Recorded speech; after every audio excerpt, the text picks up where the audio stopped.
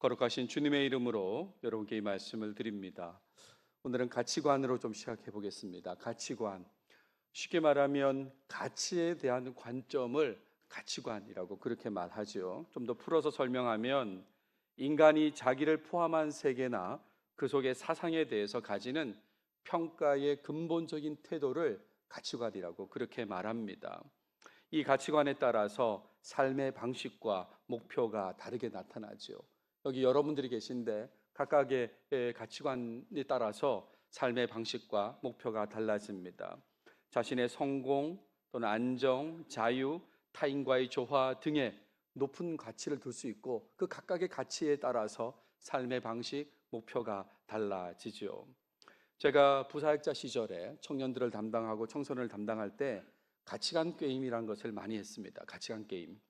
더 많은 관심을 두고 있는 주제를 선택하게 하는 그런 게임이었습니다. 그러다 보면 청년들이, 학생들이 돈이나 명예나 권력을 이렇게 선택하기도 하고 또 정직이나 성실, 헌신 같은 주제를 선택하기도 하고 또 때에 따라서는 흔치 않지만 국가 안보나 세계 평화를 선택하기도 합니다. 본인의 가치관을 여기에 높게 두고 있는 것이죠.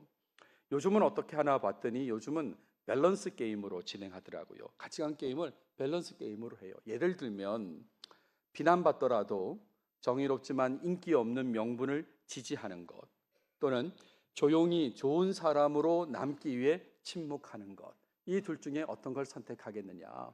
그러니까 본인의 가치관에 따라서 이제 선택이 되는 거지 않습니까? 그러니까 이런 식으로 게임을 하더라고요. 그런데 여러분, 기독교 신앙을 가진 사람이라면 기독교 가치관을 가지고 살아야 되죠. 당연한 거 아닙니까? 그죠? 기독교 신앙을 가졌다면 당연히 기독교 가치관을 가지고 살아야 합니다. 여러분, 기독이라는 말 자체가 그리스도라는 말이잖아요. 그리스도의 가차 문자가 기독인데, 그러니까 기독교 가치관을 가지고 살아간다라고 하는 것은 예수 그리스도의 말씀에 순종하며 살아간다는 것입니다.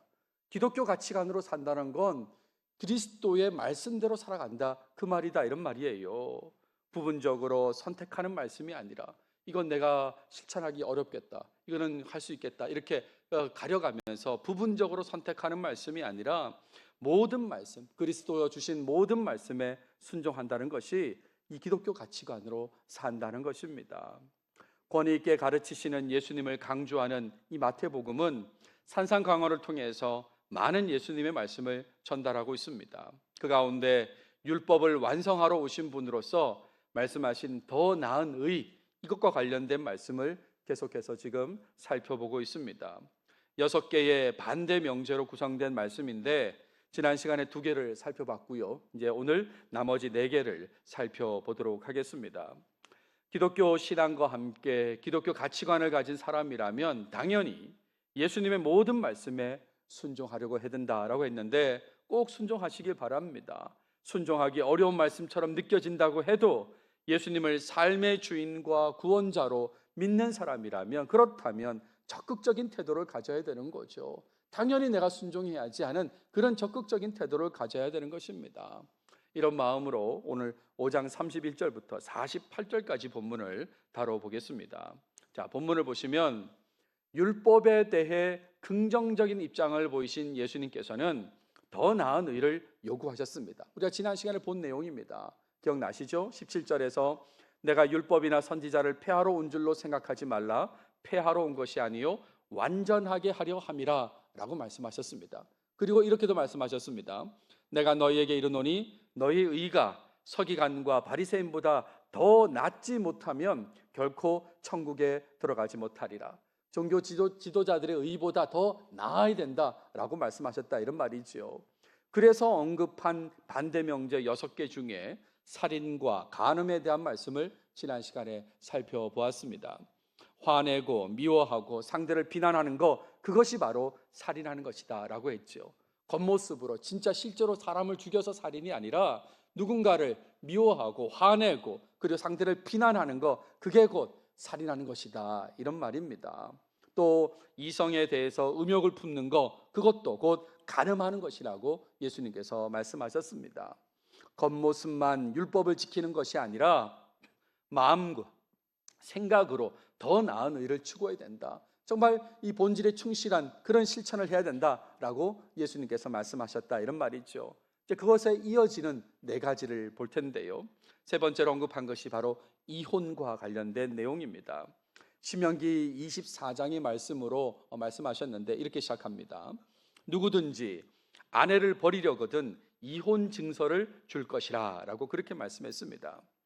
이 말은 여자에게 문제가 발생했을 때에 남자는 이 율법으로 언제든지 이혼이 가능하다 그런 말입니다. 여자에게 문제가 생겼을 때 아내를 버려요. 그렇게 될 때 이혼 증서를 써주면 된다 이런 말입니다. 언제든지 이혼이 가능하다는 거죠. 여자에게 문제가 발생했다는 것은 무슨 말이냐면 남자 입장에서 불편하게 생각하는 모든 것이다 라고 생각하면 되겠습니다. 그러니까 아침에 일어나는데 별로 기분이 안 좋아요. 그것도 해당이 됩니다. 음식을 맛있게 하지 못했어요. 그것도 해당이 됩니다. 아무튼 여러 가지 다 남자 입장에서 불편하게 생각하는 게 다 문제이고, 그 문제가 발생했을 때 남자는 이 율법 조항을 근거로 이혼 증서를 써주면서 여자를 버릴 수 있다, 이혼할 수 있다 그런 얘기죠. 그러니까 종교 지도자들 수준의 의는 뭐냐면 이혼 증서는 써줬다는 거예요. 여자하고 갈라설 때 그때 나는 율법대로 이혼 증서는 써줬다라고 하는 것이 그들의 의인 겁니다. 나는 이 정도로 순종했다 그런 얘기죠. 이에 대해서 예수님은 뭐라고 말씀하시냐면 나는 너희에게 이르노니 누구든지 음행한 이유 없이 아내를 버리면 이는 그로 간음하게 함이요 라고 했습니다.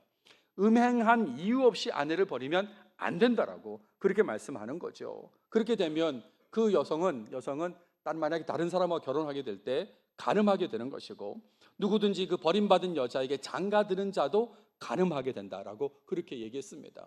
우리 직전의 내용이 뭡니까? 간음에 대한 내용이잖아요.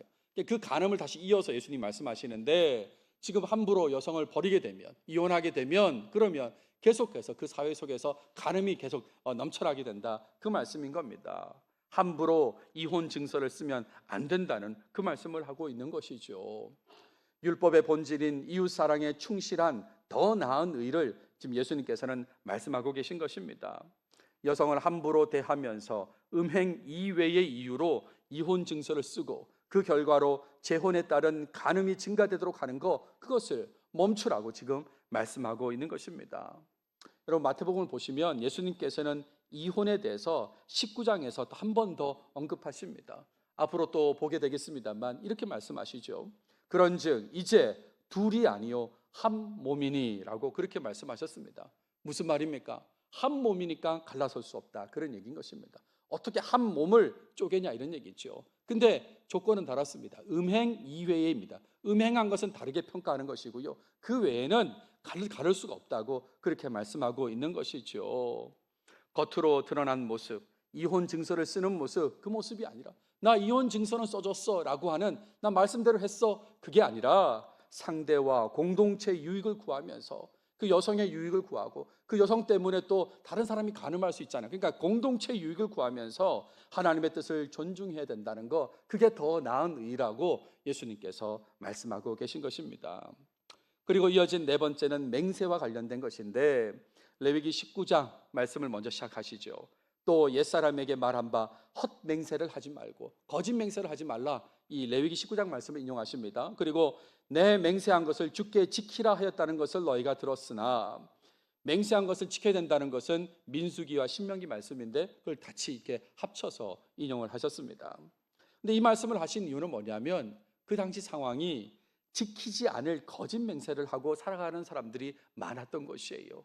하나님의 이름으로 거짓 맹세를 하면서 살아가는 사람들이 많았다 이런 말입니다. 그러니까 종교 지도자들 수준의 의라고 하는 건 맹세를 한다는 정도예요. 맹세를, 하나님의 이름으로 맹세를 한다. 실제로는 사실은 다른 거는 그래도 문자 그대로 지키기는 하는데, 적어도 맹세와 관련해서는 문자 그대로도 지키지 않아요.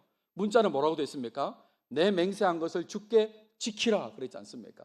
이것도 지키지 않아요. 지키지 않고 그저 책임을 회피할 목적으로 나 하겠다고, 하나님께 맹세하는데 나 하겠다고, 하나님께 맹세하는데 하겠다, 이런 식으로 맹세만 하는 모습. 그러니까 그들의 의라고 하는 것은 나 하나님 이름으로 맹세했어 정도의 수준이다 이런 말이죠.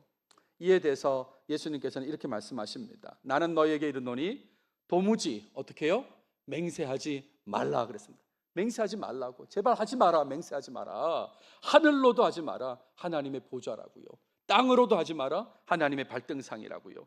예루살렘으로도 하지 마라. 이는 큰 임금의 성, 하나님의 성이기 때문에. 그리고 내 머리로도 하지 말라고요. 이는 내가 한토록도 희고 검게 할 수 없습니다. 하나님이 만드신 거다. 그러니까 다 하나님과 관련되어 있기 때문에 맹세하지 말라는 겁니다. 거짓 맹세에 하나님을 거론하지 말라, 그 얘기인 것이죠. 거짓 맹세하는데 하나님 거론하지 말라. 그러면서 오직 너희 말은 옳다 옳다 아니라 아니라 하라. 이에서 지나는 것은 악으로부터 나느니라 그랬습니다. 우리말 번역에 옳다 옳다 아니라 아니라라고 했지만 쉽게 말하면 예 아니요 입장으로 얘기하라는 거예요. 할 수 있다 할 수 없다, 예 아니요 예스 노로만 대답하라는 것이죠. 입장 그 표명으로 충분하다, 그 얘기를 하시는 겁니다. 하나님을 거론하면서 거짓 맹세하면서 책임을 회피하는 거, 그것은 악이라고 하는 거예요. 하나님의 이름을 거론하면서 지키지 않는 거짓 맹세는 악이라고 그렇게 분명히 말씀하셨습니다. 그러니까 이 맹세와 관련된 반대 명제의 핵심이라고 하는 건 하나님을 사랑해야 한다는 본질을 강조한 것입니다. 하나님을 사랑하는 것, 그것과 관련된 내용이다, 이런 거죠. 여러분, 십계명 그 10가지 중에 제3계명을 한번 떠올려 보십시오. 뭐라고 되어 있습니까? 너는 내 하나님 여호와의 이름을 어떻게 해요? 망령되게 부르지 말라 그랬어요. 하나님의 이름을 망령되게, 헛되게 부르지 말라고 분명히 말씀했지 않습니까? 그러니까 그것과 연결된 말씀이 하나님의 이름으로 거짓 맹세하지 말라, 그 얘기인 것입니다. 자기의 유익을 위해서 하나님을 거론하면서 맹세하는 모양새, 그 모양새를 취하는 것은 악한 것이라고 그렇게 말하고 있는 거죠. 이 내용을 사람들은 잘 알고 있었습니다. 1세기 사람들은. 그래서 이 내용이 야고보서에도 그대로 반영되어 있습니다. 여러분, 야고보서 5장을 보세요. 내 형제들아, 무엇보다도 맹세하지 말지니 하늘로나 땅으로나 아무 다른 것으로도 맹세하지 말고 오직 너희가 그렇다고 생각하는 것은 그렇다고 하고 아니라고 생각하는 것은 아니라 하여 정죄받음을 면하라, 이렇게 말하고 있죠. 예스, 노로 분명히 얘기하면 되는 거지 무슨 하나님 이름 걸고 맹세하냐고. 저 내일부터 새벽 예배 한 번도 안 빠지고 나가겠습니다, 하나님께 맹세합니다, 이런 얘기 할 필요 없다 이 말이죠. 나간다 안 나간다를 예스 노로만 얘기하면 되는 걸 뭘 하나님의 이름을 걸고 맹세하느냐, 그 얘기인 것입니다. 이어진 내용은 악한 자에 의한 피해를 또 말하고 있어요. 출애굽기, 레위기, 신명기에 공통적으로 등장하는 표현인데 이 말씀입니다. 또 눈은 눈으로 이는 이로 갚으라 하였다는 것을 너희가 들었으나, 라고 하는 이 말씀을 가지고 말씀하세요. 이것은 여러분 잘 알고 계시죠, 그죠? 눈은 눈, 이는 이, 소위 탈리오 법칙이지 않습니까? 어떤 내용을 말하고 있는 것이죠? 동일한 수준의 보복을 넘지 말라는 것입니다. 눈에 피해를 당하면 눈 이상으로 보복하지 말라. 이를 다쳤으면 이 이상의 그걸 보복하지 말라, 이제 그런 얘기인데, 종교 지도자들의 수준의 의라고 하는 건 그들이 피해를 당했을 때, 피해자일 때 당한 만큼 갚는 정도의 의인 것입니다.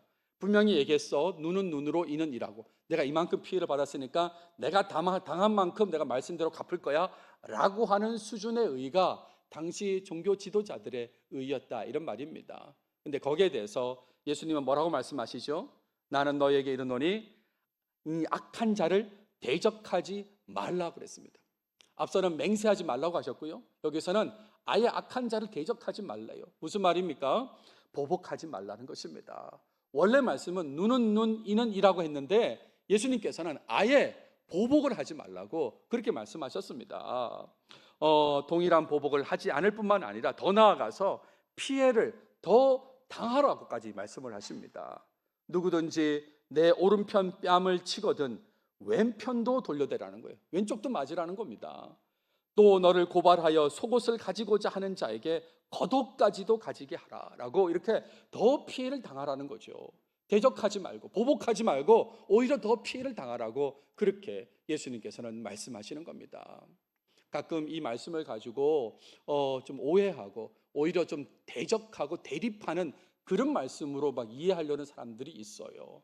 무슨 말인가 하면 누구든지 내 오른편 뺨을 치거든 이라는 말은 당시에 그 뺨을 친다는 건 손등으로 치는 겁니다. 그러니까 상대의 오른편 뺨을 친다는 것은 내 오른손으로 이렇게 탁 치는 거예요. 치는 건데, 근데 오른편 뺨을 쪘을 때 왼쪽을 돌려댄다는 것은 치지 못하게 하라, 이런 어떤 그 저항을 뜻하는 의미다, 이렇게 해석하는 사람들이 있는데 전혀 문맥에 맞지 않는 그런 내용이라는 것을 아실 겁니다. 분명히 말씀하셨잖아요. 악한 자를 대적하지 말라, 보복하지 말라고 하셨고, 그러면서 더 피해를 당하라고 그렇게 쭉 말씀하고 계신 거죠. 이어지는 말씀 보세요. 또 누구든지 너로 억지로 오리를 가게 하거든 어떻게 해요? 그 사람과 심리를 통해 가라는 거예요. 내게 누가 구한다면 주라는 거예요. 주라고. 내게 꾸고자 하는 자에게 어떻게 해요? 거절하지 말라고 그렇게 말씀하시죠. 피해를 당하면서도 대적하지 않는 모습, 더 큰 피해를 감수하는 모습, 이 모습이 바로 예수님께서 원하시는 모습이다, 이런 말입니다. 악한 자로부터 피해를 당하면서도 보복, 대적하지 않고 오히려 더 큰 피해를 당하라는 말씀, 이 말씀은 이웃을 사랑해야 된다는 그 본질을 강조하고 있는 것이죠. 사실요, 원래 구약에 나타난 그 말씀도 이웃 사랑에 기초한 말씀입니다. 원래는 이웃 사랑에 기초한 말씀이에요. 그냥 보복하라 정도가 아니라, 그 말씀 무슨 말씀이냐면, 다른 사람에게 피해를 끼쳤으면, 가해자가 되었으면 그 정도 피해를 받을 각오를 하라, 이런 식의 말씀이거든요. 내가 누군가에 피해를 줄 수 있지 않습니까? 그러면 보통은 피해를 주고 이거 별거 아닌 것처럼 자꾸 이렇게 낮추려고 그래요. 그러지 말고 피해를 준 만큼 받을 각오를 하라, 그렇게 이해해야 되는 말씀인데, 근데 이것을 자신이 피해자일 때만 적용하는 거죠. 피해자일 때만 적용해가지고 내가 말씀대로 내가 피해받은 만큼 내가 보복한다, 당신이 내 차 백미러 하나를 부서뜨렸으니까 나도 똑같이 부서뜨린다, 뭐 이런 식의, 그게 말씀에 순종하는 거고 의라고 생각했던 것이죠. 근데 여러분, 예수님께서는 다르게 말씀하지 않습니까? 예수님께서는 피해자라면, 만약에 피해자라면 더욱 보복 대적하지 않아야 된다고 그렇게 말씀하셨어요. 악한 자가 뺨을 때리는 등의 피해를 줘도 어떻게 해요? 대적하지 않고 더 큰 피해를 줘도 괜찮다고 하는 모습, 그 모습을 말씀하셨다, 이런 말입니다. 얼마나 예수님께서 말씀하신 그 수준이 높은 수준입니까? 여러분, 제가 여기 있는데 예배 끝나고 나서 여러분 나가시면서 누가 제 뺨을 한 대 쳤다고 생각해 보십시오. 제가 가만히 있겠습니까? 저는 그 사람한테 뺨을 한 대만 칠까요? 뺨이고 뭐 이렇게 다른 데를 뭐 만지고 그럴 수도 있지 않겠습니까? 그러니까요, 사람의 감정이 그런데 예수님께서는 피해를 줘도 대적하지 말라고, 대적하지 말라, 보복하지 마라, 그리고 더 큰 피해를 줘도 괜찮다고 하는 그런 모습을 보이라는 거예요. 제가 밖에 있는데 여러분 혹시나 또 나가면서 목사가 제대로 하나 안 하나 이렇게 뺨을 한번 때려보시고, 그럼 이쪽을 대나 또 한번 해보시고 그럴지도 모르겠지만, 예수님께서 원하시는 모습이 그 모습이다, 이런 말이죠. 마지막으로 원수에 대한 얘기를 하고 계십니다. 레위기 19장 18절 말씀인데, 또 내 이웃을 사랑하고 내 원수를 미워하라 하였다는 것을 너희가 들었으나, 라고 했죠. 여기서 이웃과 원수는 어떤 개념이냐면, 내 편인 사람과 내 편이 아닌 사람으로 나눠서 생각하는 거죠. 저 사람은 내 편이야, 이웃이에요. 내 편이 아니에요? 그러면 원수가 되는 거죠. 뒤에 내용을 참고하면 이것은 유대인과 이방인으로도 생각할 수 있습니다. 유대인, 우리 이웃, 그리고 유대인이 아닌 사람, 이방인들, 이 원수, 이렇게 생각했다는 거죠. 내 편이 아닌 사람, 이방인을 원수라고 생각하면서 내 원수를 미워하라 하였다는 것을 너희가 들었으나, 라고 예수님께서 말씀하십니다. 지금 예수님께서는 그들이 구약 성경, 그 성경을 인용하는 얘기를 가지고 지금 반대 명제를 얘기하시는데, 그들이 뭐라고 그랬냐면 이웃을 사랑하고 원수를 미워하라, 레위기 말씀을 가지고 이렇게 얘기한다는 거죠. 근데 여러분, 성경에 원수를 미워하라는 구절이 있을까요? 구약 성경이라도 원수를 미워하라는 구절이 있습니까? 이런 내용은 없어요. 원래 레위기 19장 18절 말씀은 이렇게 되어 있습니다. 원수를 갚지 말며, 이렇게 되어 있습니다. 원수를 갚지 말아야 되는 거예요. 근데 이 원수를 갚지 말며를 그 당시 유대인들은 어떻게 이해했냐면, 원수 갚지는 않지만 미워해도 된다라고 그렇게 이해했다, 이런 말이죠. 그러니까 종교 지도자들 수준의 의라고 하는 것은 이방인을 계속 미워하는 정도의 의라는 거죠. 나는 원수 갚지는 않아, 하지만 계속 미워해. 내가 잊지는 못해, 그 사람이 한 거를 잊지는 못해. 그러니까 계속해서 나는 기억하고 미워할 거야, 라고 하는 정도 수준의 의라고 하는 것입니다. 이에 대해서 예수님께서는 이렇게 말씀하십니다. 나는 너에게 이르노니 어떻게 해요? 너희는 너희 원수를 사랑하라는 거예요. 원수를 사랑하랍니다. 너희를 박해하는 자를 위해서 기도하라고 그렇게 말씀하는 거죠. 얼마나 놀라운 말씀입니까? 원수를 갚지 말라는 것을 아까 어떻게 이해했다고 그랬어요? 미워하라고 이해했는데 미워하라가 아니라 사랑하라로 바꾸라는 것입니다. 원수를 갚지 말라 이 말씀을 이제는 더 나은 의를 추구하기 위해서 사랑하라로 바꾸고, 그리고 박해를 한다고 해도 잠깐의 피해를 주는 게 아니라 지속적인 박해를 한다고 해도 기도하라는 것입니다. 뭘 기도하라는 것입니까? 박해가 끝나도록 없어지도록 기도하라는 겁니까? 그게 아니라 박해하는 자를 위해서 기도하라는 거예요. 박해를 계속 받는데 자기를 박해하는 자를 위해서, 그를 위해서 그가 유익되도록 그렇게 기도하라고 예수님께서 말씀하셨습니다. 그러면서 45절에서 이같이 한즉 하늘에 계신 너희 아버지의 아들이 되겠다고, 하나님 아버지의 아들이 된다고 그렇게 말씀하잖아요. 더 나은 의로 하나님의 나라, 하나님의 다스림에 속한 자가 된다, 이런 얘기입니다. 하나님께서 원수를 대하신 것처럼 사랑하라는 메시지도 또 이어집니다. 보세요. 이는 하나님이 그 해를 악인과 선인에게 비추시며 비를 의로운 자와 불의한 자에게 내려 주심이라. 해, 비라고 하는 것을 다 악인에게도 불의한 자에게도 주시지 않느냐. 하나님께서 원수를 이렇게 대하시니까, 그러니까 너희도 원수를 사랑하라고 그렇게 계속 말씀하고 있는 것입니다. 하나님 나라에 속한 자로서 그렇게 살아야 된다는 거죠. 46절 47절에 보시면 너희가 너희를 사랑하는 자를 사랑하면 무슨 상이 있으리요? 세리도 이같이 아니하느냐? 또 너희가 너희 형제에게만 무난하면 남보다 더하는 것이 무엇이냐? 이방인들도 이같이 아니하느냐라고 했습니다. 쉽게 말하면 내 편만 사랑하는 것은 원수도 한다는 거죠. 당신들이 싫어하는 그 세리, 그 다음에 너희가 좋아하는 그 싫어하는 이방인들도 다 그렇게 다 한다. 자기 좋아하는 사람께 사랑하고 다 그렇게 한다고. 원수도 그렇게 하는 거 왜 거기 머물려고 하느냐, 그 얘기죠.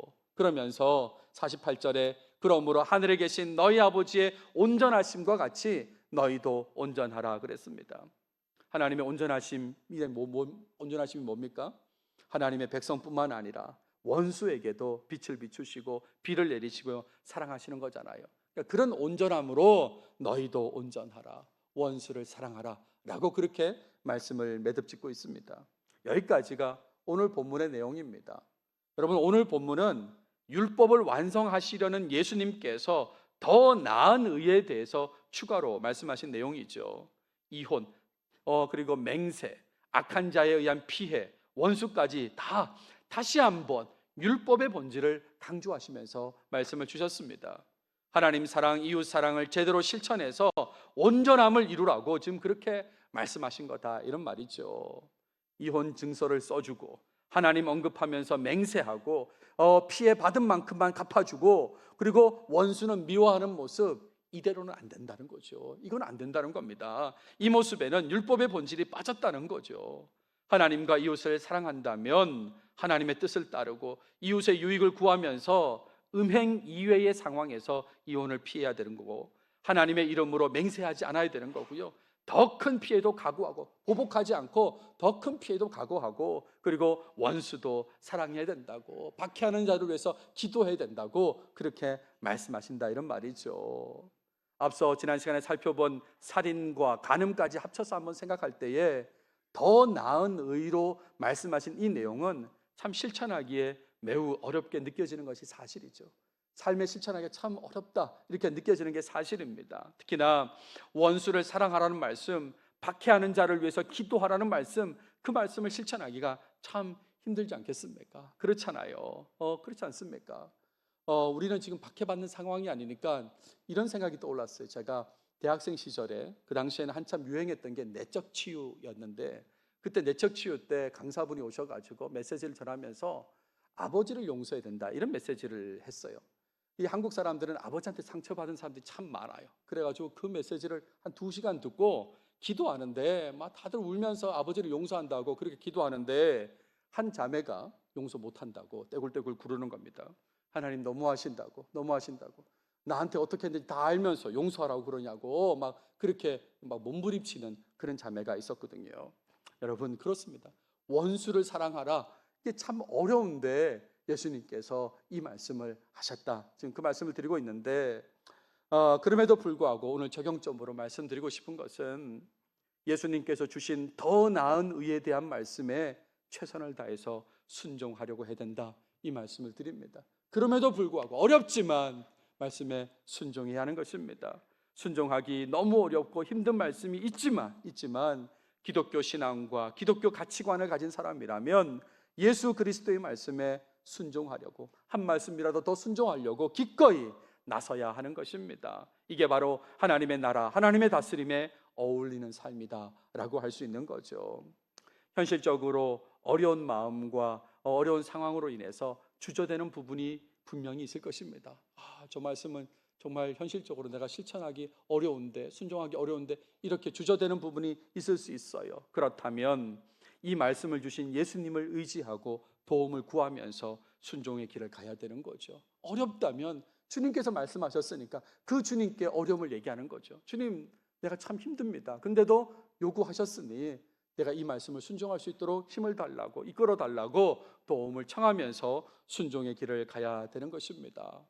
제 친구 중에 특전사를 제대한 친구가 있습니다. 공수부대 제대한 거죠. 그래서 비행기에서 강화 훈련했던 얘기를 저한테 해줬는데 그런 얘기를 하는 거예요. 너무너무 무섭더라는 거죠. 무서워요. 근데 옆에서 교관이 할 수 있습니까? 그런데 계속 본인이 할 수 있다고 큰 소리 쳤대요. 할 수 있습니다. 할 수 있습니다. 근데 말은 할 수 있다고 그러는데 몸은 안 내려가더라는 거죠. 할 수 있습니다. 그런데 몸은 안 내려가고 할 수 있습니다. 그러고 말만 크게 하고 그러면 교관이 어떻게 할까요? 발로 밀어버리겠죠. 아무튼 어쨌든 할 수 있습니다. 할 수 있습니다라고 하면서도 못 내려가는 것처럼 순종해야죠. 하나님 순종하고 싶습니다. 라고 하면서도 순종하지 못하는 그런 어려움이 있을 수 있다는 거죠. 국가를 위해서 임무를 가진 사람도 해야 할 일은 힘들어도 꼭 하지 않습니까? 그것처럼 하나님의 다스림 속에서 하나님과 하나님의 나라를 위해 살아가는 사람이라면 힘들고 어려워도 기꺼이 말씀에 순종하려고 해야 하는 것입니다. 하나님을 사랑하고 이웃을 사랑하는 그 마음으로 모든 것을 판단해야 되는 거죠. 그 율법의 본질, 하나님 사랑, 이웃 사랑, 그 기준으로 모든 것을 판단해야 된다, 이런 말입니다. 그리고 그런 모습이 원수를 사랑하는 것까지 이어져야 하는 것이지요. 근데 여러분, 제가 어릴 적에 제가 다니던 교회 담임 목사님, 지금 이제 원로 목사님이신데 그분이 자주 하셨던 말씀이 떠오르더라고요. 신앙생활은 어떤 한 말씀에 진심으로 최선을 다해 순종하면서 살면 다른 것과 연결된 순종이 나타나는 거예요. 모든 거를 다 한꺼번에 다 같이 순종하면 좋겠지만 그렇지 않다 할지라도 한 말씀만 집중해서 순종하면 이게 또 연결된다는 거죠. 어떤 사람이 겸손하라는 말씀에 그렇게 순종했답니다. 그랬더니 시간이 지날수록 더 하나님을 경외하는 사람이 되고, 그러다 보니까 말씀을 가까이 하고 기도하고 찬양에 힘쓰고 그리고 전도에도 힘쓰는 그렇게 순종의 상황들이 다 연결되더라. 그러니까 한 말씀이라도 제대로 집중해서 잘 지켜야 된다, 그런 말씀을 자주 설교하셨거든요. 피해를 당했을 때에 보복하지 않고 더 큰 피해를 각오하는 거, 원수를 사랑하는 거, 그것을 바로 실천하기 힘드시다면 더 나은 의로 말씀하신 반대 명제 6개 중에 실천 가능한 것부터 먼저 순종해 보시기 바랍니다. 실천 가능한 것부터 해보세요. 성실하게 순종하다 보면 다른 것과 연결되면서 순종의 폭이 더 넓어질 수도 있는 것입니다. 첫 번째로 언급한 것이 살인하지 말라는 거였어요. 누군가에 대해서 화를 내고 그리고 미워하고 비난하고 욕하고 하는 거, 그게 살인하는 거라고 그랬는데 이제 그걸 안 하는 것을 성실히 하다 보면 원수 사랑까지도 이어질 수 있다라고 생각하시고 한 말씀이라도 더 성실하게 순종하려고 해야 하는 것입니다. 저는 2018년 8월 19일 주일에 목양교회에 부임했습니다. 그래서 지난 수요 예배 때 제가 말씀드렸죠. 오늘이 제가 부임한 지 8년째 되는 날입니다 라고 그렇게 말씀을 드렸는데 한참의 세월이 벌써 8년이 지났습니다. 많이 젊어 보이죠, 그렇죠? 8년 전인데 그렇게 세월이 쑥 지났습니다. 시간을 돌이켜 보니까 기쁘고 행복한 순간도 많았고 마음 아프고 힘든 순간도 많았습니다. 정말 부침이 있었던 그런 시간들이었다라는 생각이 드는데, 근데 제일 안타까운 것은 목사로서 더 나은 의의 모습으로 살지 못했다는 것이죠. 하나님께서 주신 이 기회 속에서 더 나은 의를 추구하며 살아야 되는데 그렇게 살지 못했다는 거예요. 시간은 흘러가고 있고 신체적 조건은 더 쇠해지고 있는데, 그런데 조금이라도 더 건강할 때 더 열심히 더 나은 의를 추구했어야 되는데 그러지 못하고 시간이 흘러갔구나라는 생각이 들었어요. 이제 마태복음 말씀으로 더 나은 의를 분명히 알려주셨으니 어려워도 기꺼이 순종하고자 하는 마음으로 살려고 합니다. 정말 이제 이 말씀을 주셨으니까 기꺼이 순종하려고 그런 마음으로 살려고 합니다.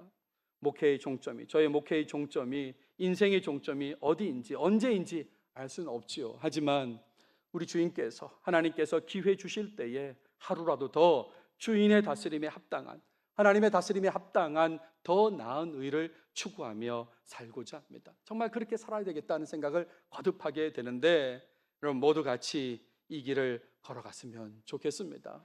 여러분 같이 이 길을 가시겠습니까? 조금 주저되십니까? 오늘 분명히 예수님께서 말씀하셨습니다. 예면 예고 아니면 아니라고 하라고 예수님께서 말씀하셨습니다. 뭐 하나님 계속 맹세하지 마시고 분명히 예스 노를 분명히 하시고 저는 여러분 같이 이 길을 걸어갔으면 좋겠습니다. 개인적으로 잘 못하는 게 여러 가지가 있는데 그 중에 하나가 등산입니다. 저는 옛날부터 등산이 안 되더라고요. 저보다 체력이 약한 사람도 거뜬히 올라가는 그 길을 저는 등산은 잘 안 되는 거예요. 근데 제가 부임한 지 2개월 만에 에베네셀 식구들과 등산을 하게 된 겁니다. 등산을 하자는 거죠. 그래서 약간 제가 주저했습니다만 어쩔 수 없이 따라가게 되는 상황이었어요. 그러면서 초반부터 약한 모습을 보여줄 수 있다는 그런 생각에 긴장을 했어요. 완전 내가 망가지는 모습을 보여주겠구나. 만약에 내가 퍼지면 누가 나를 업고 올까? 뭐 이런 생각, 그런 생각들을 이제 하면서 따라가게 됐는데 실상은요, 가볍게 걸을 수 있는 둘레길 정도였습니다. 아무것도 아닌 거였어요. 가보니까 되더라고요. 아, 이거구나. 근데 내가 왜 이렇게 걱정을 했을까? 가지도 않으면서 그냥 어떡하지? 내가 완전 지치면 어떡하지? 이런 걱정을 참 많이 했던 것 같아요. 그리고 시간이 흘렀습니다. 시간이 흐르고 나서 당시 남오목장 식구들과 제주도 갔을 때 오름을 올랐습니다. 오름. 그러니까 이제는 둘레길 정도가 아니라 오름도 오를 수 있는 그런 사람이 된 거죠. 그리고 사역자 워크숍을 가면서 송전사님이랑 또 다른 오름을 또 올랐습니다. 이때는 조금 힘들었어요. 몸 상태가 안 좋아서 그런지 좀 힘들었는데도 불구하고 올라가는 겁니다. 근데 여기서 끝나지 않습니다. 2024년도에 권사회에서 야유회를 준비하는데 답사를 가자고 그랬는데 제가 문경세제 제3관문까지 갔다는 거 아닌가요? 이게 무슨 말씀인지 잘 모르시는 분들은 한번 가보시면 됩니다. 1관문, 2관문 지나서 3관문까지 걸어가 보시면 이게 대단한 거구나 아실 텐데, 아무튼 저한테는 그렇습니다. 시간이 지날수록 더 멀리 높이 갈 수 있게 된 거죠. 부족하지만 제가 무슨 말씀 드리려고 그러냐면 마땅히 할 일이라고 생각하고 노력하면 점점 나아지게 된다. 지금 그 말씀을 드리는 겁니다. 점점 나아지게 되는 것입니다.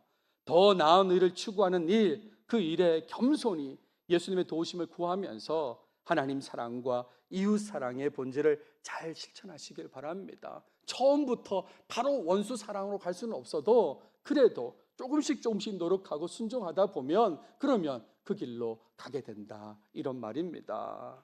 지금은 살인하지 말라 수준에도 미치지 못한다고 해도, 지금은 화내지 않아야 되는데, 미워하지 않아야 되는데, 비난하지 않아야 되는데, 이거 하는 건 살인하는 건데 하면서 이것에도 부족한 모습을 보인다고 해도 계속 순종하려고 노력해서, 그래서 어느 날 원수를 사랑하는 모습을 나타내는 목양교회 모든 식구들이 다 되시길 바랍니다.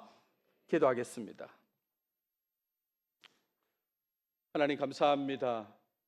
오늘도 우리에게 마태복음을 통해서 말씀해 주셔서 감사합니다. 특별히 더 나은 의를 추구하라고 말씀하신 그 내용을 보게 되었는데, 하나님 정말 이 말씀에 순종하며 살아가는 우리 모두가 되게 도와주시옵소서. 그냥 말로만 기독교 신앙, 기독교 가치관을 가졌다고 말하는 것이 아니라 정말 그런 가치관을 가진 사람으로서 주님께서 말씀하신 것에 적극적으로 순종하도록 하나님 도와주시옵소서. 지금까지 여러모로 부족한 모습이 많았지만 이후로는 주님을 의지하면서, 말씀하신 주님을 의지하면서 최종적으로는 원수를 사랑하는 것까지 이어지는 그런 모습이 나타날 때까지 최선을 다해서 순종하는 우리 모두가 꼭 되게 해 주시옵소서.